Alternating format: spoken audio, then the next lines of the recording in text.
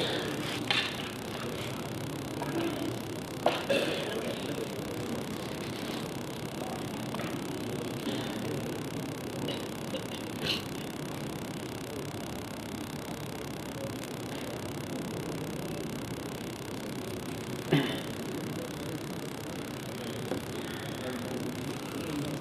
الله الرحمن الرحيم. الحمد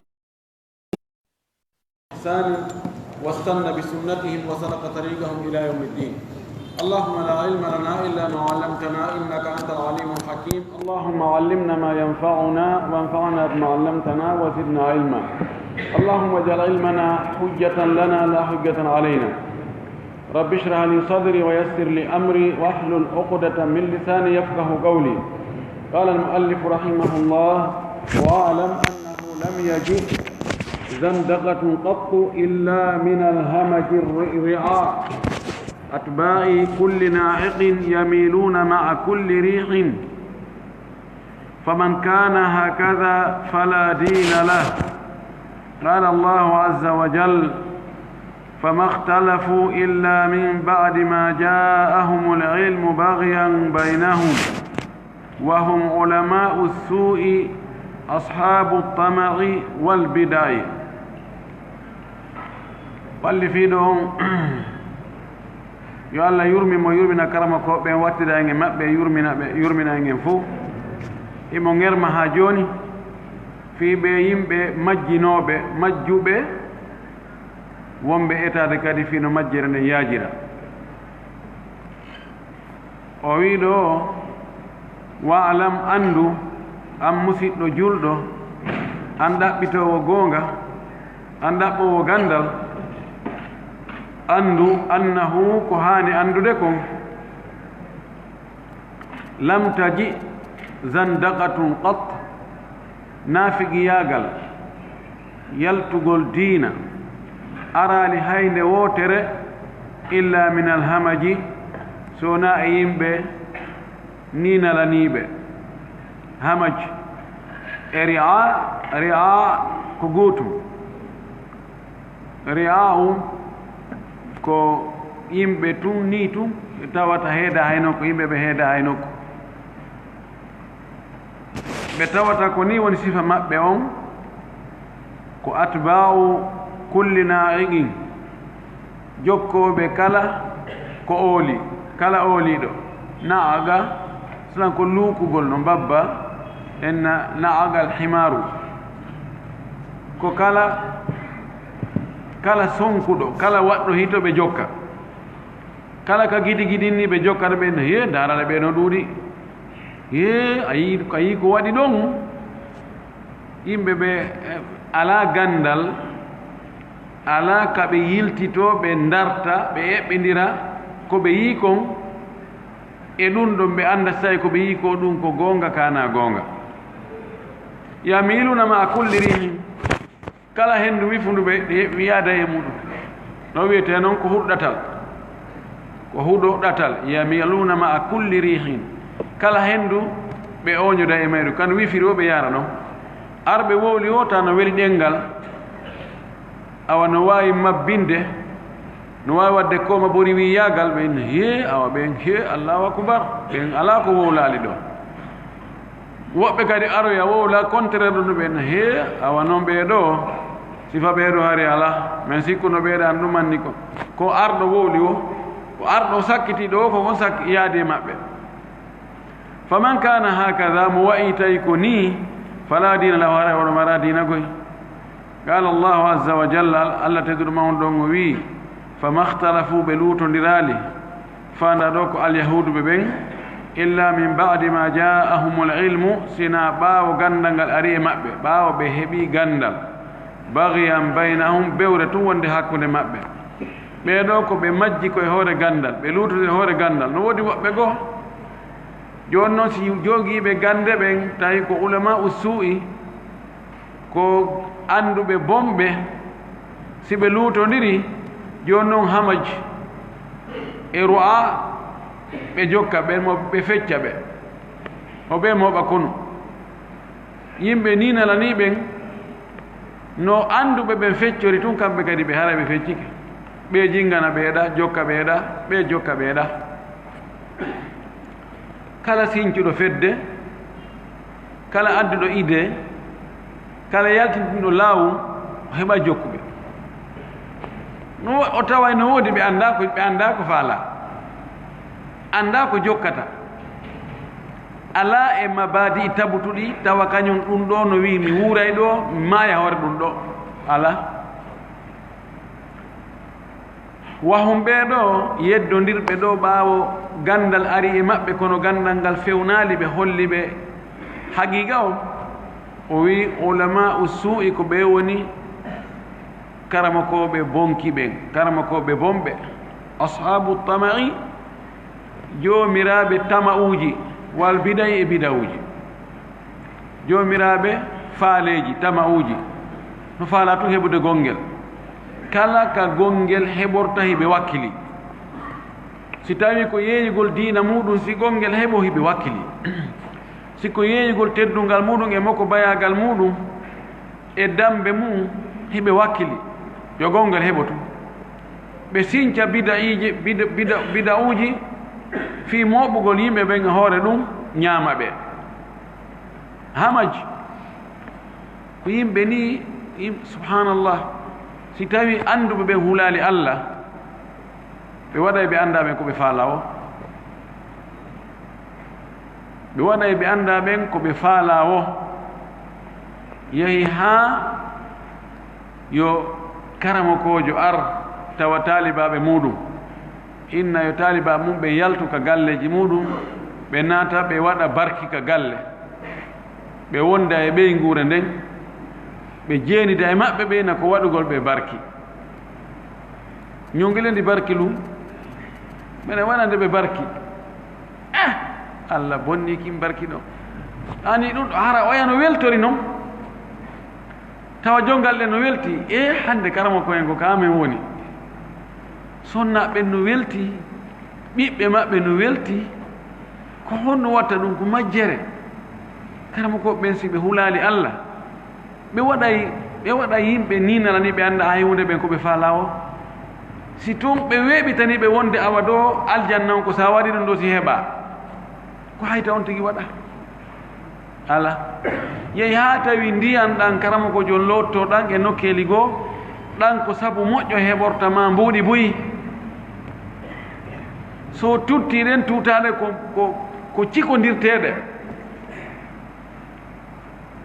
yahe waɗoye e ndiyam ɓeyngol ne fof lotto yara arano welti no hulɓini ha ulama u suu'i ashabu tama'i ko wolɗo ko goonga wallahi yo allah hisin en الشرح لابن قلن دو مؤي قوله واعلم أنه لم تجئ زندقة قط ووي الزندقة هي النفاق ووي زندقة كنافق ياقل هون والنافق ياقل وهو إظهار الإيمان كو يالتن تنقل قمدنال وإبطان الكفر سود اندر كيفرا قنقل دواتو دلوكي الإيمان gomɗingol julɗan kaagal kono nder keferagal no nder toon no heewi tew fa zanadigatu ɓeeɗo murtuɓe wonɓe zindiguɓe humu lladina ko ɓen wonno ɓen kanu ɓe wonno yusammawna hari ɓe inne bil munafiqin hari law ko munafiquna ɓe wiyete joni ɓe arti ɓe inna zanadiga fi sadri l'islam ka fuɗɗorde l'islam hari ko munafiquna ɓe innete ɓe feŋŋina gomɗinal ɓe suuɗa keferagal wa yaishuna bayna nasi ɓe wuri hakkunde yimɓe ɓe wa ida sanahat lahum fursatun si newanike ɓe yolnde sanaha ko newagol ko occasion si ɓe heɓi tun occasion ɓe profita fursa kala ka newani ɓe occasion dahara charruhum bone maɓɓe yaltita noon feeña wa kasharat an anyabihim ñi jarije maɓɓe ɗeno yaltita ani kashara oɗo na helgol islam ko si goɗɗo moosi joni ma on ti hunduko ñiiƴe ɗe yaltiti ɓeyna kashara an anyabihi ko heewa gollitirede ko neɗɗo soomunoɗo bonki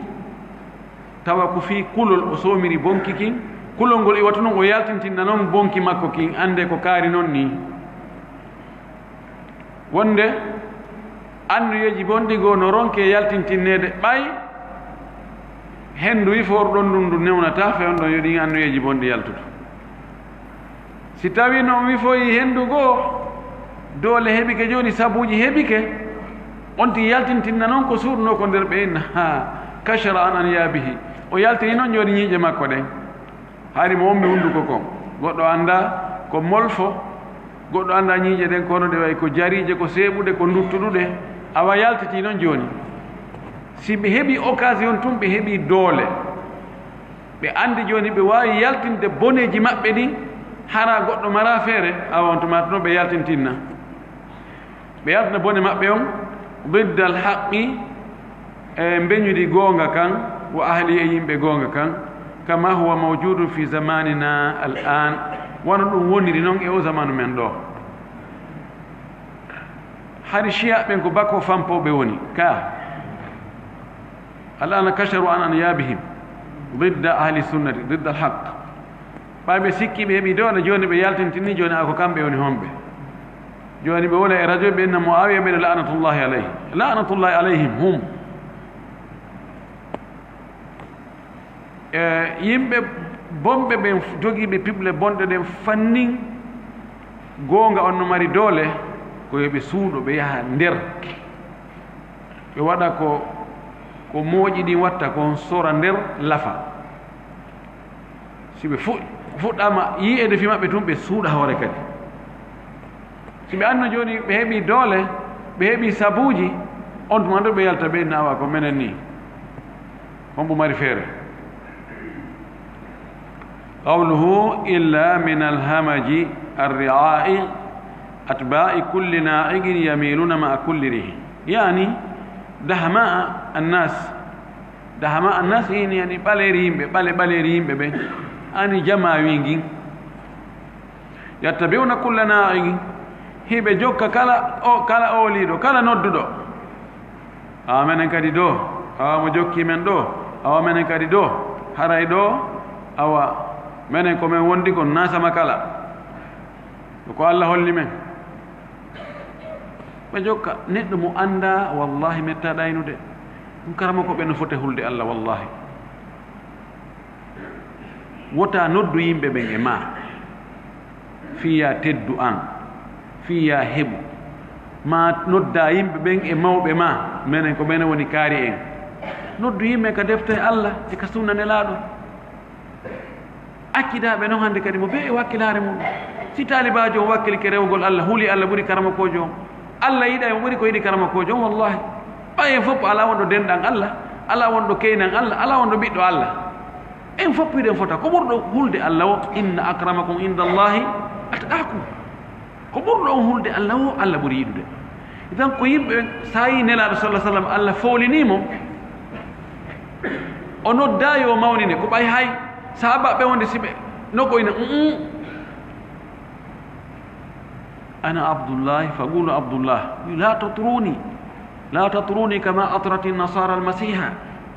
taw mantan ha taw waccan ha taw feƴƴina he min komi maccuɗo Allah goy ko ɗum so hetti ɓerɗe ɗen fof yimɓen tawi oɗo wona intérêt e muɗum woni noddude mum o ko faala ko yimɓe yo daɗɗo ko hollugol yimɓe ɓen Allah direct awa hino laawol peewal ngol wakkile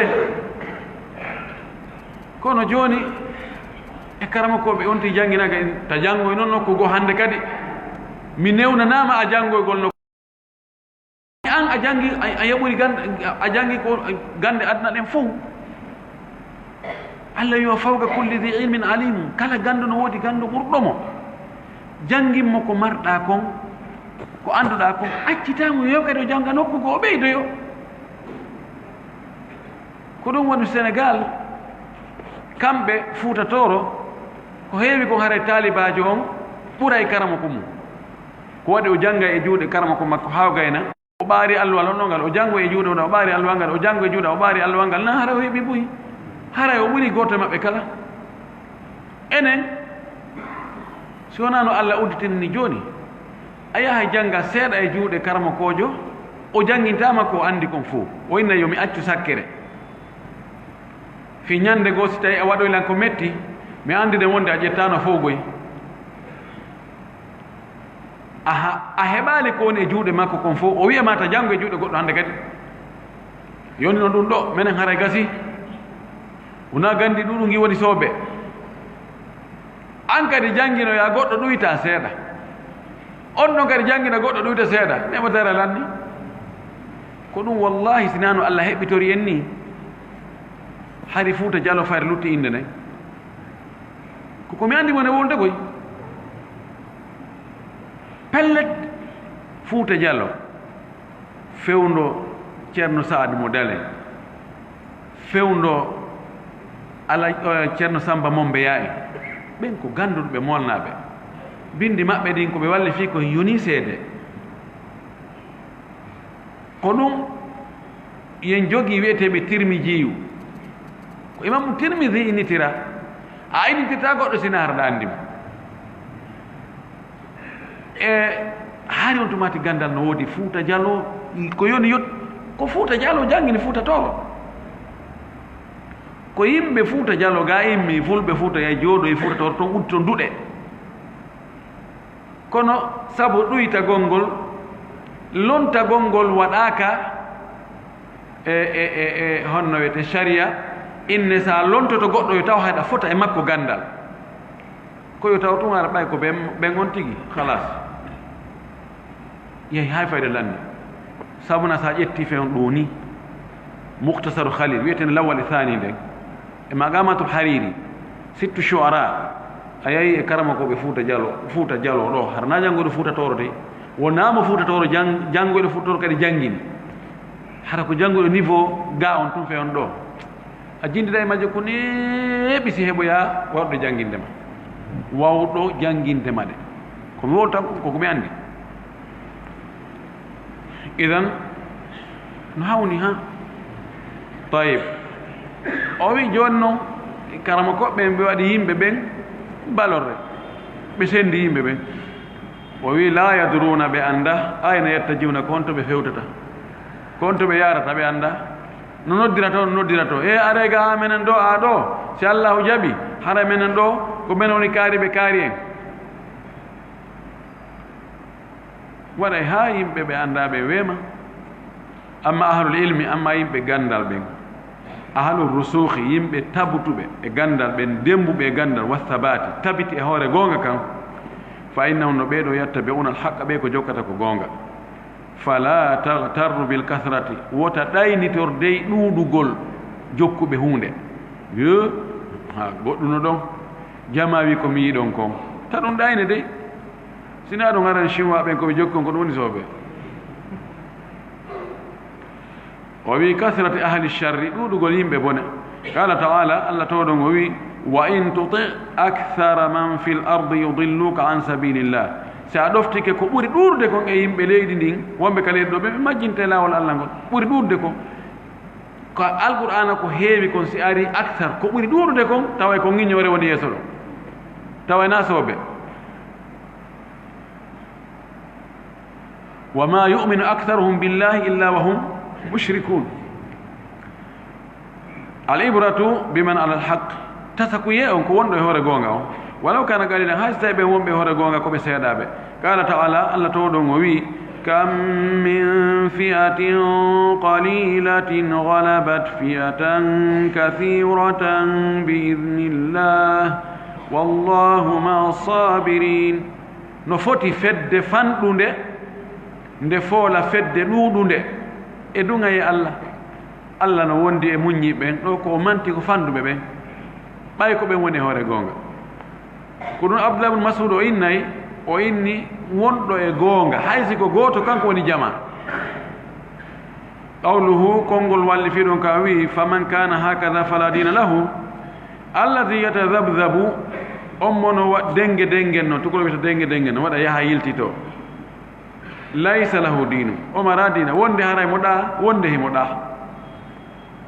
koyngal tewto koyngal tewto jewto ɓe inna menen do menen siko shi'a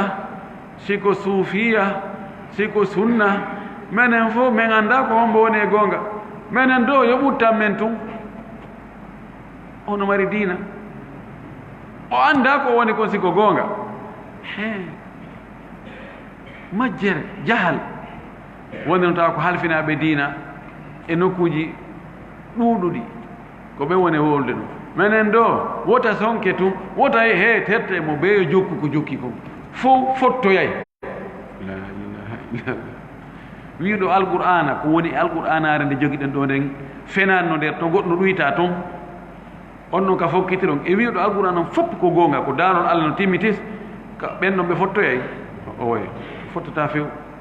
la yastawun ɓe wonaɓe hunde wotere ono ko majjere o yi faw wo munafiq oɗo ko nafiki qala taala allah towɗo ngo wi mudabdabina bayna dhalika la ilaha haulai wa la ilaha haula wa man yudlil llahu falan tajida lahu sabila mudabdabina heɓe waɗa ha yiltito denge dengenno bayna dhalika hakkude ɗum ɗo la ilaha haulai wona e ɓeeɗa ɓe jeeya wala ilaha haulai wona e ɓeeɗa kadi ɓe jeeya ka ari wo fayda ka weliri wo ka tawi ko ɗon entere woniri wo si tawi yimɓe sunna ɓen fooli tawi ko ɗon entere woniri so ari ɓe dalta dalliji ɗon yimɓe famina ɓe ɓorni doloki sunna inna allahu akbar oɗo ko aboubacry ni kasa o arti sa tawi ka bide ano kumbi tawi ɗon kadi haranayi no hirsa awa mbumbayi no waɗe ɗon kadi sanani yo altata ɗin a wiyay ko hallaji ni waɗa yaha yiltito neɗɗo no foti heɓude ka o tabiti o inna min ɗo min ko ɗum ɗo mi hooli de ko wona ɗum ko mi hoolaki min ko ɗo ɗum ɗo ɓay diina wona parti politique nam ya wawi wonde to gollana to ɗum wiyete politique ko ya wowlu ko a watta waɗa ko a wowlano yaltina goɗɗum tawana ɗum suurɗa ɗum woni politique fewdiɗo on fewnuɗo kono dina kan nano waata dina kan jaɓata ɗum few o wi wa man yudlilillahu ma allah majjini falan tajida lahu sabila nga heɓanta on laawol muk allah dandu e majjinede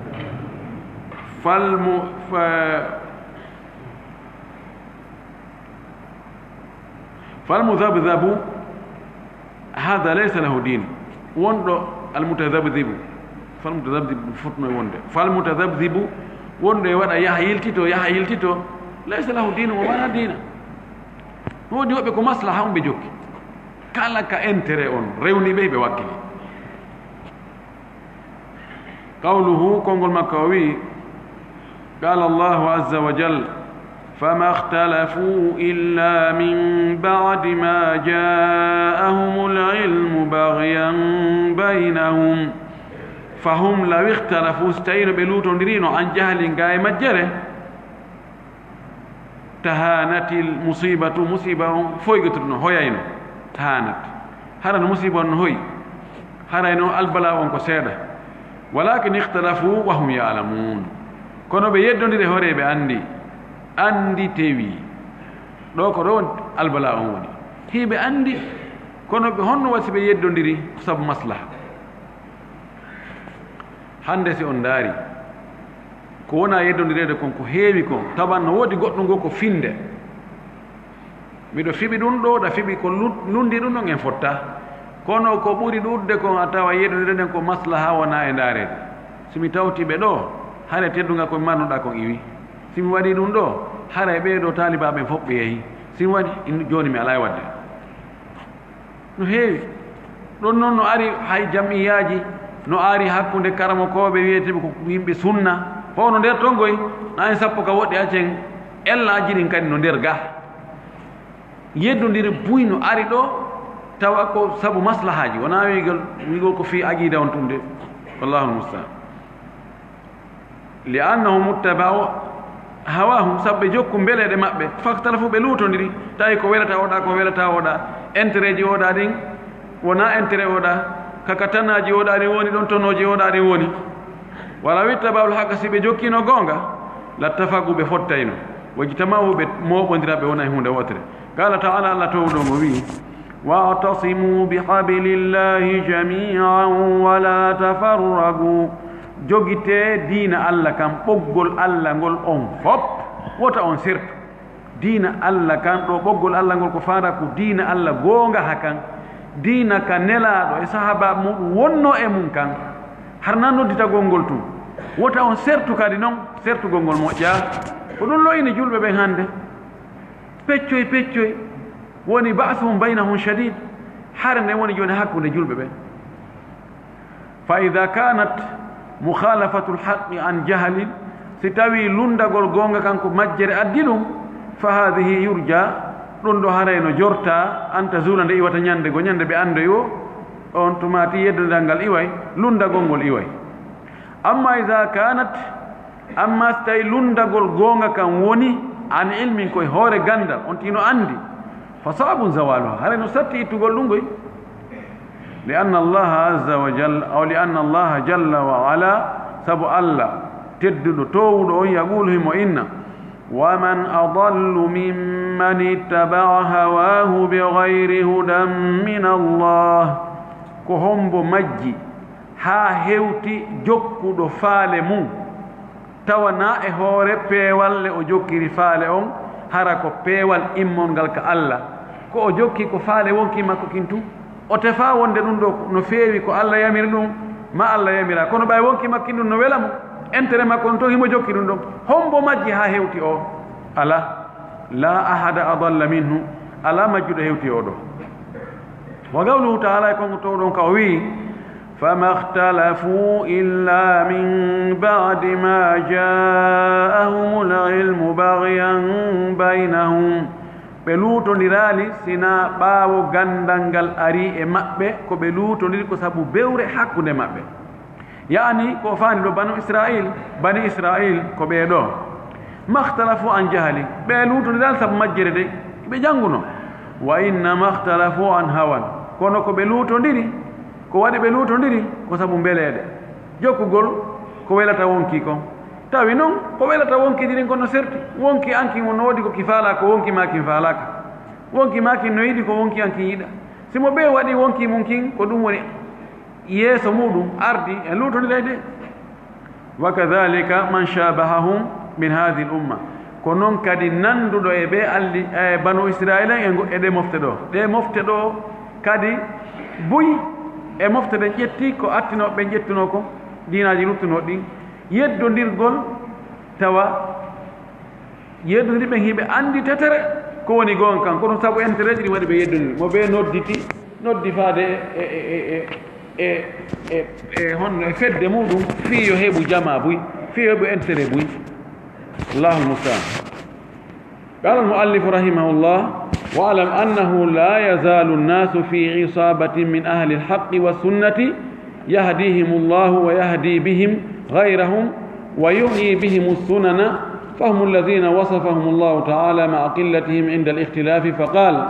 وما اختلف فيه إلا الذين أوتوه من بعد ما جاءتهم البينات بغيا بينهم فاستثناهم فقال فهدى الله الذين آمنوا لما اختلفوا فيه من الحق بإذنه والله يهدي من يشاء إلى صراط مستقيم وقال رسول الله صلى الله عليه وسلم لا تزال عصابة من أمتي ظاهرين على الحق لا يضرهم من خذلهم حتى يأتي أمر الله وهم ظاهرون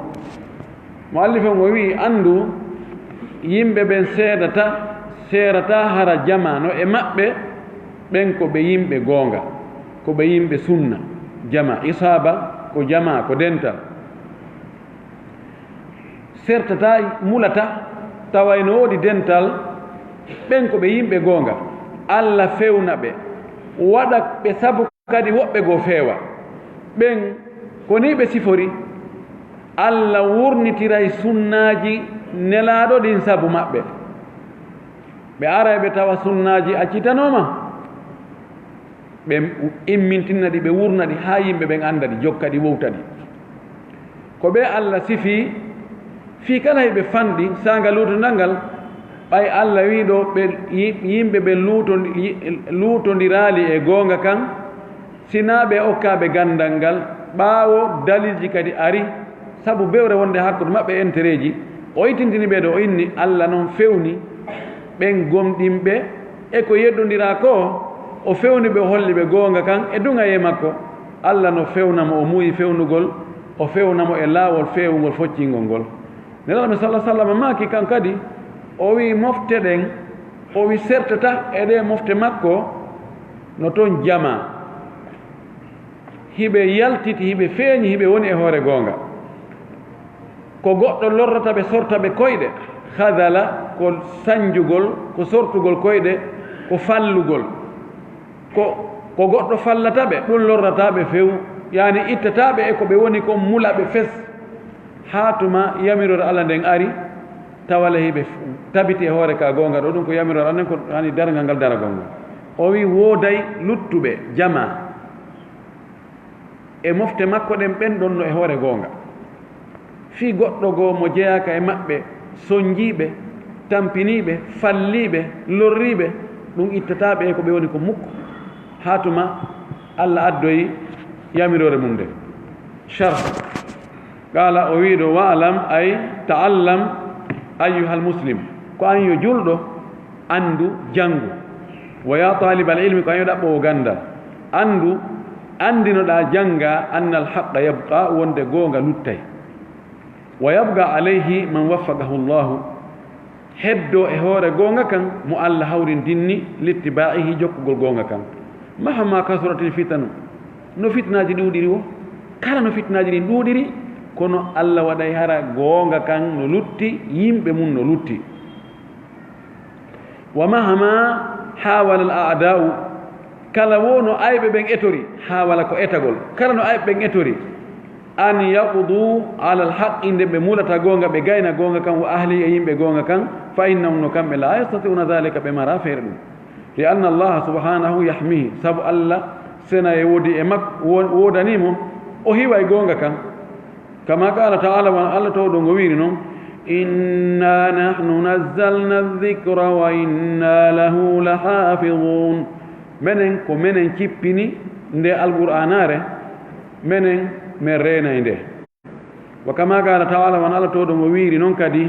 inna lanansuru rusulana walladina amanu fi lhayati dunya wa yawma yaqumu lashhad mene min jinganay min wallay nulaaɓe amen ɓen e ɓen gomɗinɓe kadi tawtiɓe min jinganayɓe min wallayɓe ɓorde ka gunɗan aduna e ñande seede ɓe daroy ɗum ko yawmal qiyama ɗum ɗo holli wonde goonga kan Allah jinganayka e yimɓe mum ɓen ɓeeɗo mulata wonata e zamanu tawa ne goonga ala gooto goonga ala few hay gooto jokkuɗo goonga ala wonata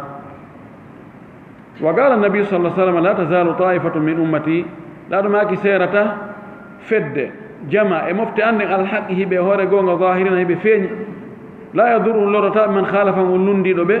wala man khadalan wona on falluɗo ɓe ma sañjiɓe ma soñjiɓe ma lorriɓe hatta yati amrullahi tabaraka wa taala ha yamirore Allah seniɗo towuɗo on ari falhaqu baaqi goonga on luttay wa ahluhu baaquna yimɓe goonga ɓen kadi ko luttoɓe wa in qallu haysi ɓe fanɗi noon fi badi sinina yoga e duuɓi goo ɓe fanɗay wonde yahay ha e mba ɓeeɓude aw badi l awgati ma wagutuji goo tawa yiɓe fanɗi ha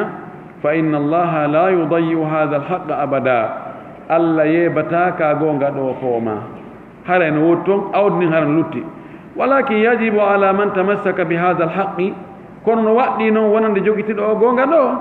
an yasbira alayhi nde o muññoto e hoore goonga goy wa yasbira ala ma yalqa o muñño ko hawrata e mum kon e tampireji e soñdiaji e lorraji wonande darta wonɓe contre goonga ɓen wa illa si wona ɗum fa inna allaha jalla wa ala Allah tedduɗo towuɗo on la yudayi'u hada alhaqa abadan o yeɓata ka goonga ɗo few bal accu yuqayyidu lahu ansaran o wurtanayi goonga kan jinganoɓe yuqayyidu qayyada allahu lana allah wurtani en qayyada allahu lana aliman yubassiruna amra dinina allah wurtani en karamakojo qayyada allahu lana ra'isan adlan allah wurtani en lanɗo nunɗuɗo qayyada ko wurtugol allah wurtanayi goonga kan eltana goonga kan walloɓe wa atba'an e jokkuɓe fagad yantagilu min makanin ila makanin no wawi goonga kan egga e nokkure yaha e nokkure goo hara nun law goonga kan ko ɗo wonno kono goonga kan soñjeeɗo ha allah funtinoya woɓɓe goo kadi jogiiɓe goonga kan e nokku goo ɗo ɓeeɓa kono hara to kan hara tubbino to kadi fa ida turika fi makanin si goonga kan accama e nokkure qayyada allahu akharina allah wurta woɓɓe goo ɓe ndarano goonga kan toon kama qala taala wano allah to ɗo ngo wiiri noon wa in tatawallaw yastabdil qawman gayrakum thumma la yakunu amthalakum onon si on hucci on dogi on tertike ka diina allah wattitay woɓɓe goo ɓe wona on ko darano diina kan hara ɓen wa'ali wa ono hara ɓe dogata kamɓe wa kama qala taala wona allah to ɗo ngo wiiri noon ya ayuha alladina amanu man yartadda minkum an dinihi fasawfa ya'ti llahu biqawmin yuhibbuhum wa yuhibbunahu adillatin ala almu'minina أعزة على الكافرين يجاهدون في سبيل الله ولا يخافون لومة لائم ذلك فضل الله يؤتيه من يشاء والله واسع عليم هيك أنو يجلبه mo yarton dinni e moɗon irtadda ko accutugol diina doga hoota kefiraga kala e moɗon yarton dinɗo yaltuɗo e diina muɗum yo andu o lorrali allah goy fa sawfa ya'ti llahu bi qawmin allah addoyay woɓɓe goo yuhibbuhum hara himo yiɗi ɓe wa yuhibbunahu kamɓe kadi hiɓe yiɗimo adillatin ala almu'minina hiɓe yankinani julɓe ɓen hiɓe hoyani julɓe ɓen hiɓe newani julɓe ɓen aizzatin ala alkafirina hiɓe sattani noon heferɓe ɓe tiiɗaniɓe ɓe holli ko gorago e hoore heferɓe ɓen yujahiduna fi sabilillah hiɓe wakkilo fi ɓantugol diina allah kan wala yakhafuna lawmata la'im ɓe hulata felore felowo ko goɗɗo felata ɓe ko goɗɗo ŋiññata ɓe ko goɗɗo iññinta ɓe ko goɗɗo yennata ko goɗɗo sabotata ko goɗɗo piyata ko goɗɗo hulɓinta ɓe hakkitaka e ɗum ɗo noon heɓugol ɗum ɗo ɗum ko ɓural allah no okka ɗum mo faalawo ɗum wo naawigol ko lasilankaagal ma ko mene woni kaari e ma ko rawnugol ma ko ɓawlugol ma ko ngol arabujo ma ko wongol mo wona arabujo ko allah okkata ɗum goɗɗo heɓugol gomɗinal tawa on tigi haajaka fi diina mum kanko on tigi tampinaka diina omo wakkili allah himo okka ɓural makko ngal mo faalawo himo yaaji noon mo yaaji ganda fa hada damanu min allah ɗum ɗo ko garanti immorde ka allah ko fawtare immorde ka allah jalla wa ala o mawni o toowi li bagai hada alhaqi fi heddagol o gonga ɗo allah ƴetti garanti mum wa annahu sayuqayyidu lahu man yaqumu bihi wa yahmihi o wi kanko o wurtanayi goonga kam mono darano goonga kan mono reena goonga kan hiwa ka yahmihi mono hiwa oɗo itta mo haami e avocat jo ɓay o protège ay e lo'uɗo fi yo hettu goonga makko ɓe inni ko mo haami ko protège goonga kan falhataru laysa ala daya'i din danger on ko hulɓini kon wona fi diina kan yeebagol tawi hulɗum diina kan allah ƴettani ka garanti lakin alhatara alayna nahnu kono danger on ko honto woni koye hoore men ene in lam natamassak bi hada din si tawi en jogitaki ka diina ɗo wa nasbir alayhi muññiɗen e hoore ka diina ɗo fa innahu haray ka diina ɗo yukhadu minna ka ƴettete e juuɗe meɗen wa yuta li gayrina ka jonno e woɓɓe goo ɓe wona enen no Allah waɗa porto ɓen no gasa américain ɓen français ɓen e chinois ɓe ñande goo hara ko ɓen ɗon jogii diina kan ceenen en jogori yoto folo kamɓe ɓe jogoo ɓe tiiɗina kamɓe goye naatuɓe ka diina ɓen machallah hiɓe anndi ko kanŋe ɓe henndi on anndi ko taakoduɗo e huunde yawitotonde kamɓe jogitiiɓe diina kan naatuɓe diina janngi an qana'a ɓe heɓi ɓe yoniiɓe ka wonki maɓɓe ɓe hoolike ɓeeɗo sama kala ittata ɓe ɗum few naa tippa ngala to dey wonde si tawi ko ɗa amay si ko ɗa amay kamɓe ko ni ko enen hulɓinani diina kan Allah ƴetti garanti o malayika si tawi julɓe wonɓe fewnɗo ɓen si ɓe jogitaki diina kan Allah wurtoyay woɓɓe goo wonnoɓe añuɓe diina ɓen ɓe yiɗɗoya diina kan ɓe darno diina kan ɗen andi tatar Genghis Khan en ɗen andi ala ko ɓe waɗano julɓe ka ɓe warno ha ɓe sikki ɓe gayni Allah yiltoyi ɓerɗe maɓɓe ɗen kamɓe tigi ɓe woni darantoɓe diina kam waɗa jihaadi ware fi mum no wawi ñande goo tawa ɓe wonɓe haɓude diina ta ko kamɓe tigi darani diina kam donc mbapo an est ce que ka diina no tabite hoore ma no toon no tabitirta e ka diina ha maya e makka yoɗon ɗon mapine ko luttigo inchallah no e juuɗe Allah fa alayna no fawi en an nakhafa nde huleten ala anfusina holanen hoore meɗen li alla yukhada minna hada din ka dina ɗo ƴette juuɗe meɗen wa yuta li gayrina ɗum jonno e woɓɓe goo wa nahlika on tumati halkoɗen qawluhu annahu la yazalu nnasu fi isabati min ahli lhaqi wa sunna isaba yani jamaa ko dental kama qala sallallahu alih w sallam la tazalu ta'ifatun tusamma ta'ifa wa jamaa wa isaba ko gootum qawluhu yahdihim llahu liltamassuki bihada ddin bihada alhaqi Allah fewnaɓe fi jogitagol goonga on ɗo wa yahdi bihim gayrahum o waɗa ɓe sabu kadi woɓɓe goo feewa fahum yahtaduna ɓeeɗo ko ɓe feewuɓe fi anfusin e hoore maɓɓe wa yahduna gayrahum yimɓe fewna kadi woɓɓe goo ɓe wonaaɓe hadihi sifatu lulamai rabbaniyin ko ɗum ɗo woni sifa karamokoɓe jokkuɓe ko Allah yamiri kon rabbani yani ne'oɓe ɓen sinnam ista koye rabbu jeyɗo a jooni bi mana ɓeeɗo karamokoɓe ɓe tawata koko Allah yamiri kon ko ɗum ɓe woni wani ɓe inna rabbaniyun karamokoɓe tawoɓe ko fi Allah ɓe woni waɗirde hiɓe feewi kamɓe hoore maɓɓe hiɓe fewnude woɓɓe goo kadi annahum kamɓe yagtasiruna ala anfusihim annahum la yagtasiruna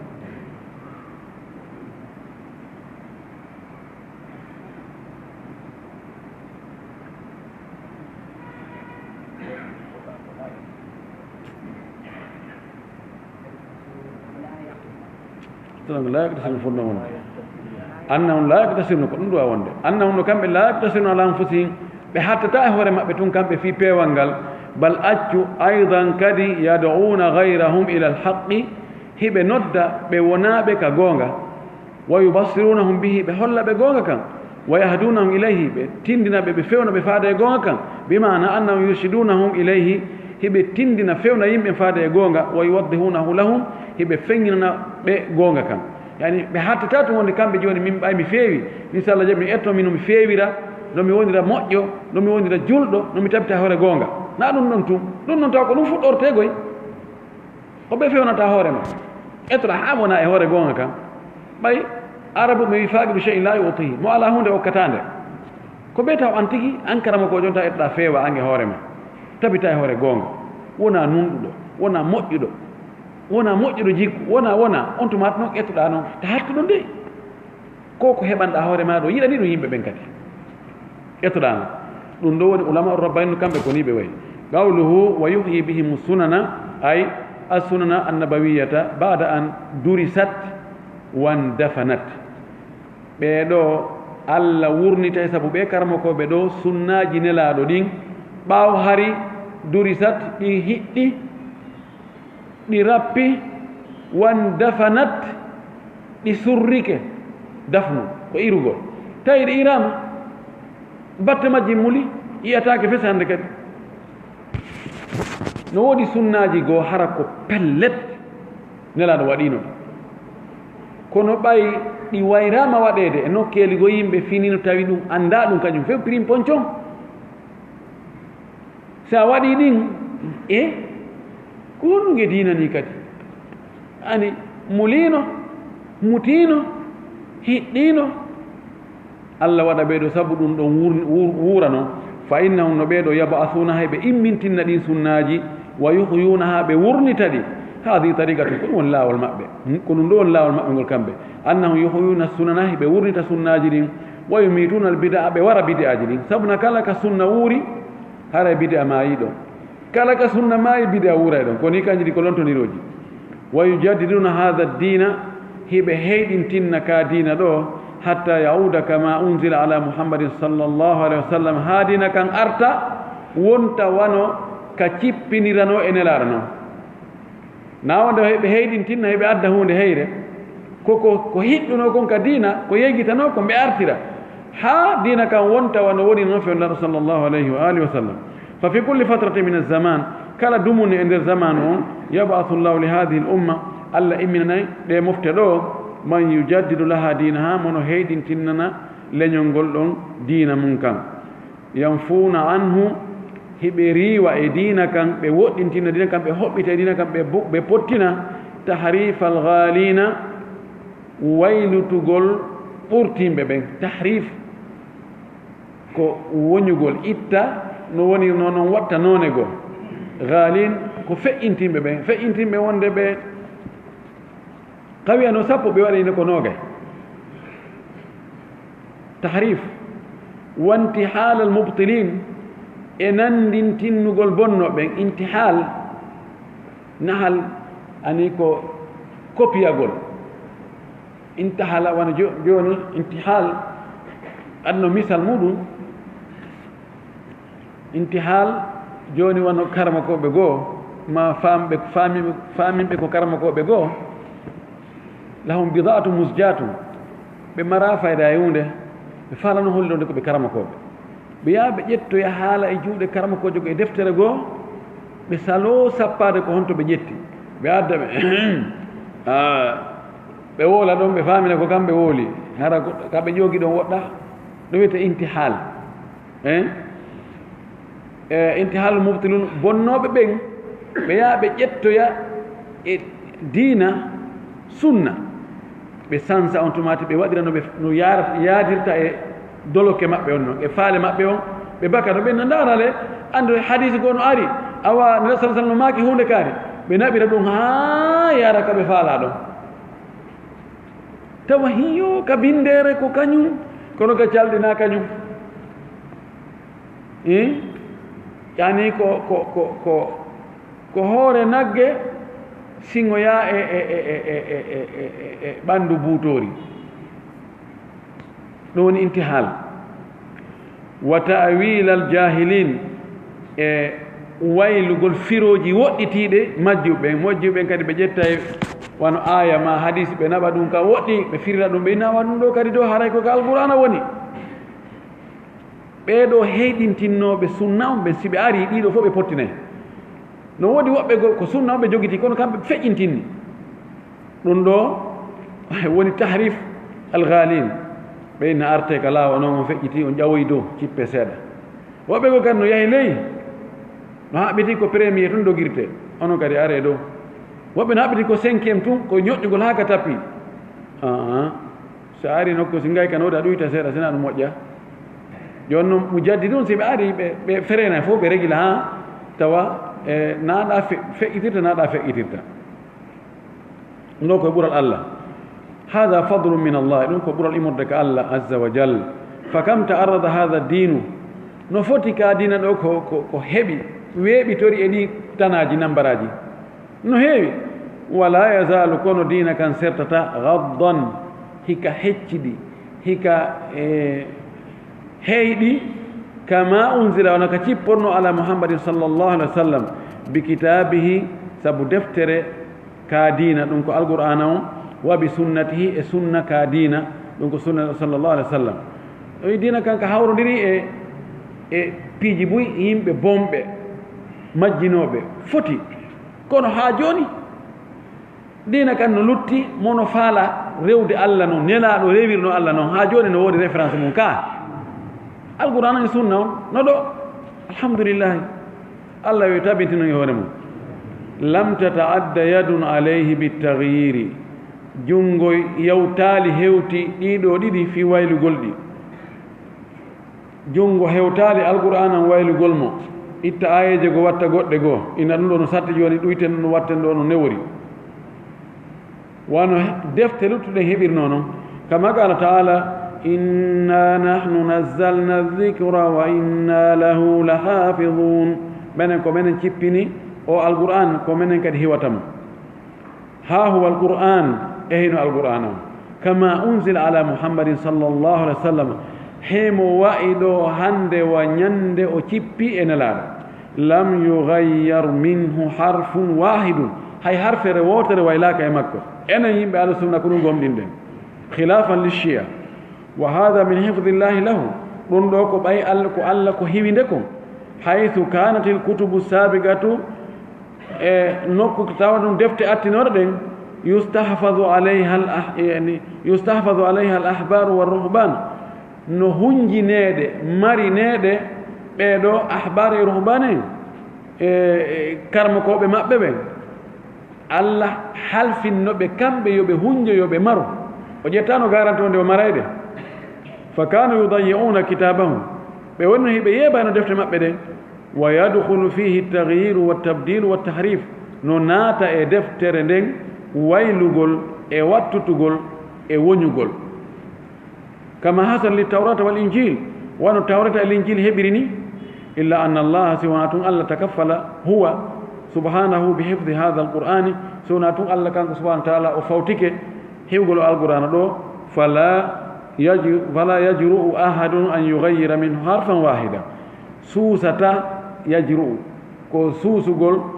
hay goto suusta immagol wi'a waylay harfere wotere alqur'ana o wa hada min ni'matillahi ala hadhihi al umma ɗum ɗo ko e nema mo allah nemini ɗe mofte ɗo qawluhu فهم الذين وصفهم الله تعالى مع قلتهم عند الاختلاف فقال إلى آخره أي كفاما لمؤي في هذا الدين أو في هذا الكتاب إكادين الأمة دفتر له إلا الذين سونا بيانك يدون دير إكادين ما كو يدون دفتر له ko ɓe jokkuɓe mbeleɗe muɗum ko ɓawole kadi ɓe andi ko gonga ɓe yeddodiri sabu no wiide noon sabu jokkugol faale on tumati illa alladina utuhu min badi ma ja'atuhum albayinatu baghiyan baynahum ko yeddodiri e nde ɗo ɓe yeddodira sina tuma ɓe okka deftere ma ɓe okka diina kan ɓaawo dalilji ari kadi ɓe andi ɓe yeddodiri noon sabu bewre wonde hakkude maɓɓe sabu entereji fahum lam yahtalifu li ajli khafai lhaqqi alayhim ɓe yeddodirani sabu gonga no suuɗiɓe na gonga suuɗaniɓe ɗum waɗi ha ɓe yeddodiri والبحث عن الحق ما في قد أبتغل قوان قد نوادي بيدونيري وإنما اختلفوا عندكم بيدونيريكم بسبب بغي بعضهم على بعض بسبب يوغا ما بيبي هورا يوغا وبسبب الأهواء بسبب مبرير هذا هو السبب في تفرقهم كلهم سبب سيرت قول بنقول واختلاف نور قول بنقول الأهواء فاليجي وحب الظهور أيد قول يالتو تقول هي وكاري إني هي وبني فلم يختلفوا بلور نرالي عن جهل غاي مجره أو عن خفاء ما غاي سورة قل في الحق غونغا فهذا فيه إقامة الحجة عليهم دندو نينغول حجة هوري مابه في أنه وند كامبه جاءهم الحق غونغا أرينو به ولكن نكون كامبه لم يلتفتوا إليه بيئتاكي غونغا غوي وإنما يتبعون أهواءهم عندك بجوكي كفالي جمابه وأغراضهم أهواءهم بلد مابه وأغراضهم كفالي جمابه غرض كفاندار جمابه ومطامئهم اتمأوا جمابه دين تنجنار مابه في هذه الحياة إذن قرندان دو فهذه الآية أو آية دو فيها نمك ذم الاختلاف نجنو قول يدون ديران موجة يدون ديران قال كتنا عددا adda e loore si yimɓe woni ɓe temedere ɓe jokki hunde wotere ɓe welaade gertaade goy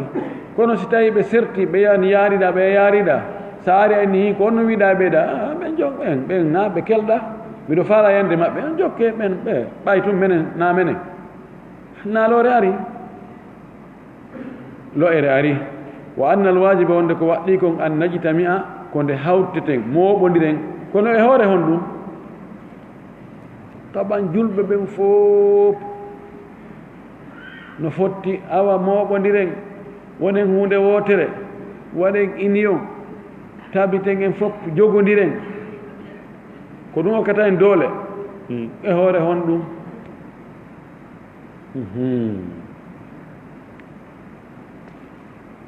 ɓe wi ko kalimatu tawhidi qabla tawhidil kalima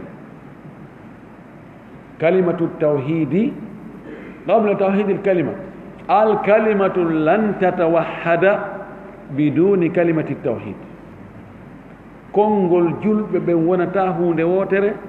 si tawi ɓe tabintinnaali taw tawhid wootningol allah ngol kono o wi ala kitabillahi koye hoore deftere allah ne koye mooɓondir e hoore alqur'ana on tayib gooto kala e feddeji ɗi hay bahaiyun e woɓɓe goo askidiɓe l'islam mo ɓeynone menen ko alqur'an on e sunna on men jokki hay gooto e feddeji ɗinata menen na alqur'ana men one gollitirɓe hay chiya ɓe inna menen kadi dow ko alqur'ana e sunna kono na wowlugol ngol ko golle ɗe ndaarete ndaari ko on tigi fiɓi kon ka finde ko hooli kon telen allah ko honno fiɓiri telen nelaaɗo ko honno fiɓiri telen malayka ɓen telen nulaaɓe luttuɓe telen defte ɗen telen alqur'an on telen koddori allah on telen darngal ngal telen immitagol telen fof ndaaren kadi dewe ɗen ko honno rewirta honno woni salligorde ko honno laɓɓinorta ko honno juulirta honno hoorirta ko honno hajjita honno zakkirta honno ko ɗum ndaarete sinaa ɗum wowlugol naa ko metti fii e kadi alqur'an o naamo ɓe min no mi faala o mi faamira alqur'an en ndaara e honno attinoɓe ɓen faamino alqur'an ɓe sahabaɓe nelaaɗo e taabi'ina e aimma al arba ɓen karama ko ɓe kummaluɓe ko honno ɓe faamirno alqur'an o aske en waawa faamugol alqur'an ɓuri ko ɓen faamuno yo ko ɗo woni muskila wa fiha no yo aya kadi dammul hawa ŋiñugol mbeleeɗe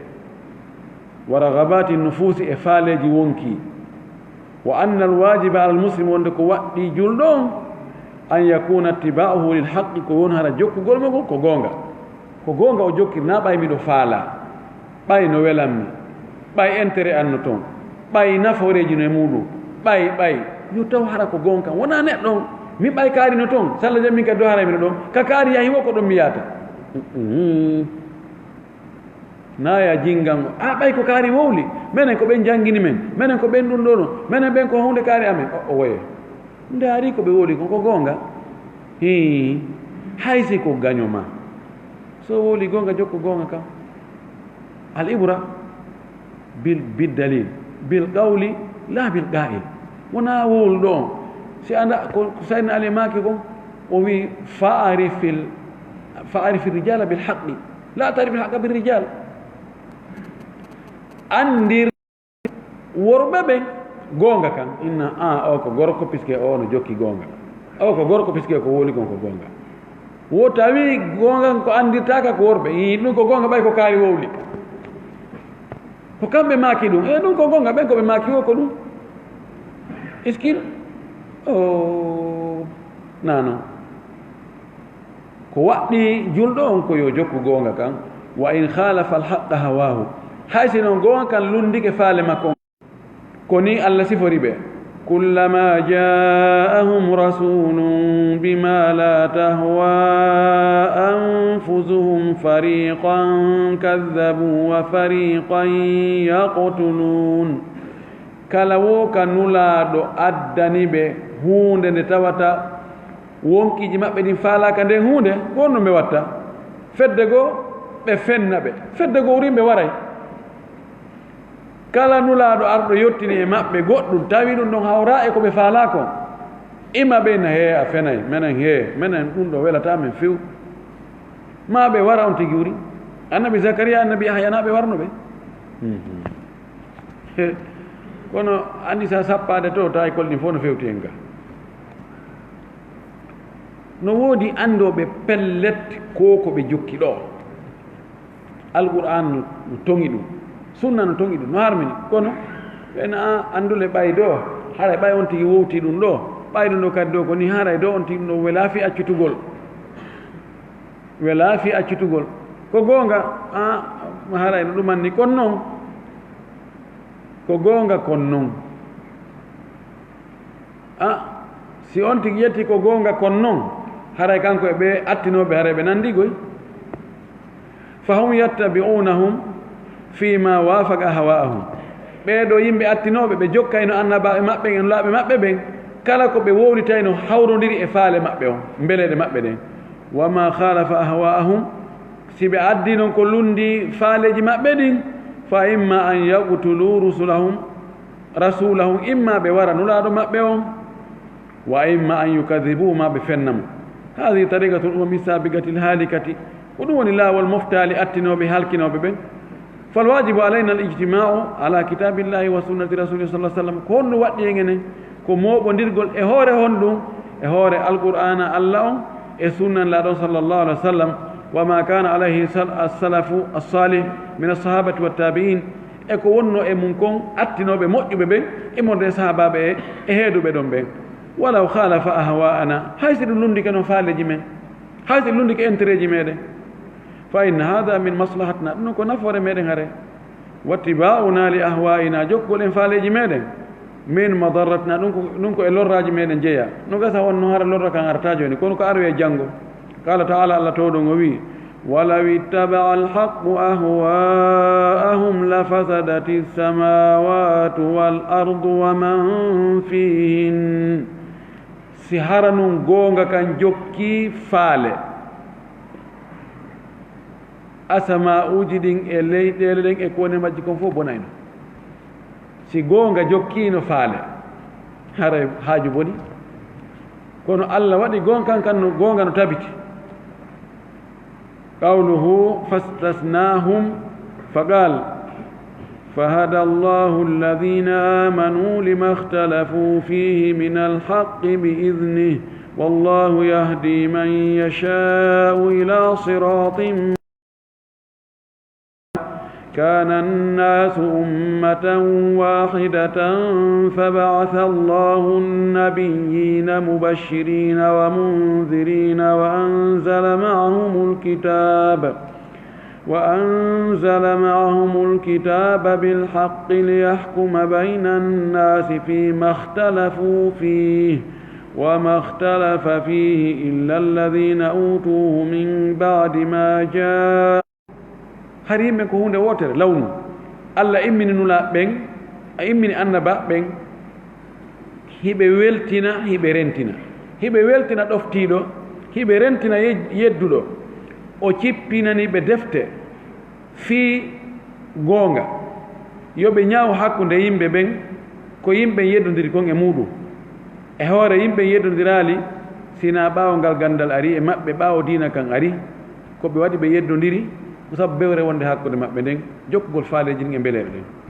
ni allah subahanahu wa taala hari yimɓe ɓen aɗo diina yimɓen fawa ka hiwnde yimɓen fawa ka hiwnde yeddida ala oɓe jokko faala o ɓaawo noon allah immininula ɓen annabaɓe ɓen ari yeetiɓe ko honɗum allah allah ɗaɓɓiri tagore mum nden koyeɓe rewmo kanko tun hara ɓe kafidalmo e hunde holli ɓe sariyaji ko honno ɓe wondita hakkude maɓɓe kamɓe hara goto toñale oya ɓaawo ɓe yettini ɗum woɓɓe jaɓɓi woɓɓe sali jaɓɓe ɓe weltini ɓe inni a onon on jaɓi inchallah allah no foti on aljanna onon ɓe jaɓali ɓen si on tuubali on lutti e ɗum ɗo haray ko yiite wonani o ɓe ñaawi hakkude maɓɓe ko ɓe lutondirno kon ɓe allah muuyi fewnugol ɓe ɓe feewi luttuɓe lutti e majjere nde fa bayyana allah ɓangini anna ihtilafahum wonde yeddirgol ɓe ngol innama huwa bi sababi lbaghi ko sabu bewre watta addi e jaggutugol baduhum ala badin yoga maɓɓe jaggite hoore yoga wattiba'i ahwa'ihim e jokkugol ɓe faaleji maɓɓe mbeleɗe maɓɓe laysa li khafa'in fil haqqi wona sabu suuɗagol goonga lakin nan kono kamɓe la yuriduna al haqqa ɓe faalaka goonga summa statna refte o ittintinni fagala o wi fahada allahu alladina amanu allah fewni noon ɓe gomɗinɓe haulai hum atba'ul anbiya'i ko ɓeeɗo woni jokkuɓe annabaɓe ɓen wa ahlu sunnati wal jama'a min hadihi l umma ko ɓen woni yimɓe sunna ɓen e jama on eɗe mofte ɗo wa hum ahlul haqqi ko ɓen woni yimɓe goonga allah waɗoy e maɓɓe fa dalla ɗum ɗo tindini ala anna hada wonde ɗum ɗo yahtaju ila imanin no ha to jini e gomɗinal lakinna hidayatahu yadauha lakinna hidayatahu kon tum peewal allah ngal yadauha himo waɗa ngal e peewal ɗon fi man yastahiquha e on hat e fodduɗo e ngal peewal wahum ɓen ahlul imani ko yimɓe gomɗinal ɓen wa mahabbatul haqqi e yimɓe yiɗuɓe goonga ɓen fa inna allaha tabiti wonde allah yahdihim mo fewna ɓe bi imani sabu gomɗingol ɓe maɓɓe ngol wa mahabbatihim lil haqqi e yiɗugol ɓe goonga fa dalla hada ɗum tindini ala anna al hidayata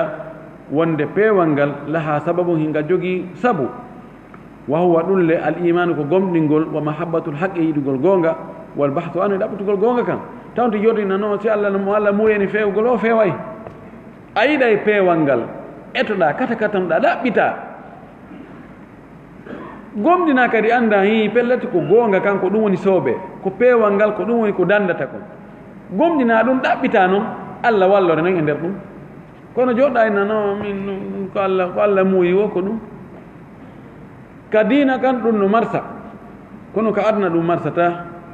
goɗɗo jotta ko renami si allah no muuyi woni milliardaire wona milliardaire mi ala yaade nokku mi yata madina mi yata ka atelier mi yata ka ngesa mi yata ka bureau mi yata ka ngayna mi jooto ɗo si allah no muuyi mi heeɓu mi heeɓay kodi hombo watta ɗum on liman ɗon goto jogaki kono wigol fi daɗugol lette heɓugol aljanna no wayno mo allah muuyani si allah muuyino e naato aljanna kono en naata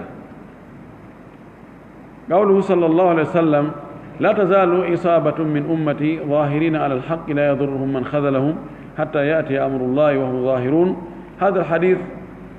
اشتهر بألفاظ وروايات كثيرة وحديث دو ولولري كونغودي في الله يجدورني في لفظ أري كونغولغو لا تزال إصابة وهي الجماعة وفي لفظ طائفة فد على الحق ظاهرين أي منتصرين على غيره بفولي بونابه بفولي بتواكاي مأببين لا يضرهم من خذلهم حتى يأتي أمر الله تبارك وتعالى في آخر الزمان يعني كتلانو الزمان يعني كوفاني له قرب قيام الساعة كتما درغا باتي درغول حين تقبض أرواح المؤمنين سانغ روحو جي جلب بين غمني بنتي تما الله يتتيبه فلا يبقى على الأرض مؤمن لuttoyta ka hawre leydi ɗo gomɗinɗo wala yabga illa ahlul kufri wa shirki luttoyta ka hawre leydi so wona yimɓe keferagal yimɓe shirku summa taquma alayhimu sa'atu ɓen ɗon dargal daro e hoore maɓɓe fa sa'atu la taquma ala almuminin dargal ngal dartako e hoore julɓe ɓen mana na dargal warata julɓe ɓen ta e fof ɓe maayi wa innama taquma ala alkuffari andu dargal ko darto ko e hoore heferɓe ɓen qala sallllahu alih wa sallam inna min shirari nnasi andu no jeeya e ɓurɓe bonde e yimɓe ɓen man tudrikuhum sa'atu ɓen ɓe dargal ngal hewtoto wahum ahya'u tawa ko ɓe wurɓe tawa ko sabu wuttango asrafil ngol ko ɗum warata ɓe walladina yabnuna almasajida ala alquburi e ɓen mahoɓe juulirɗe e hoore gaburuji ko ɓe ɓuri bonde e yimɓe ɓen la ilaha illallah haulai hum shiraru nnas ko ɓeeɗo woni ɓurɓe bonde e yimɓe ɓen wal iyadu billahi e molori allah ɗum ɗo fala tagumu sa'atu ala muminin dargal darata ko e hoore julɗo haray julɓe fof allah ƴettitiɓe wa innama tagumu ala alkuffari wal mushrikin ko dargal ngal darato ko e hoore heferɓe e hoore sirkoɓe en torki allah allah dargal daro e hoore meɗen yo allah taw hara o ƴettiti en ko en gomɗinɓe allah okkoren timmode moƴƴere allah tabitingen e hoore diina allah tabitingen e hoore goonga allah waɗu en yimɓe goonga allah waɗu en yimɓe nelaɗo sallllahu alih wa sallam allah waɗu en e nde fedde nde fodande wonde ko fedde wonde goonga darantonde goonga ɓe tabitore hewre goonga haa tuma Allah addi yamirorne wa akhiru dawana ani alhamdulillahi rabbil alamin wa sallallahu wa sallam wa baraka ala nabiyhi al amin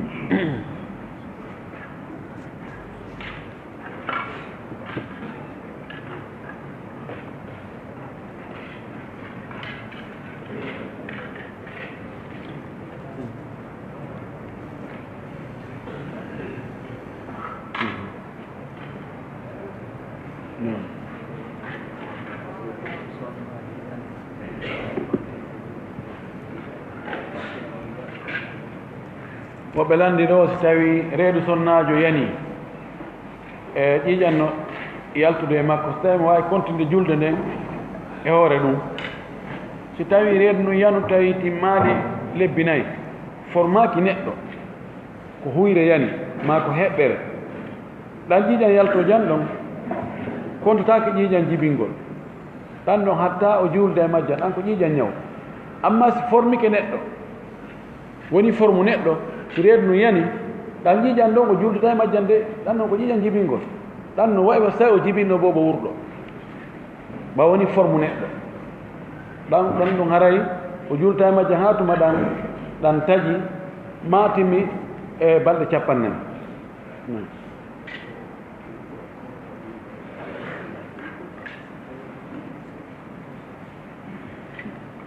wiwgol o tawino sella ka o goɗɗo hinna Allah miɗo yiɗuma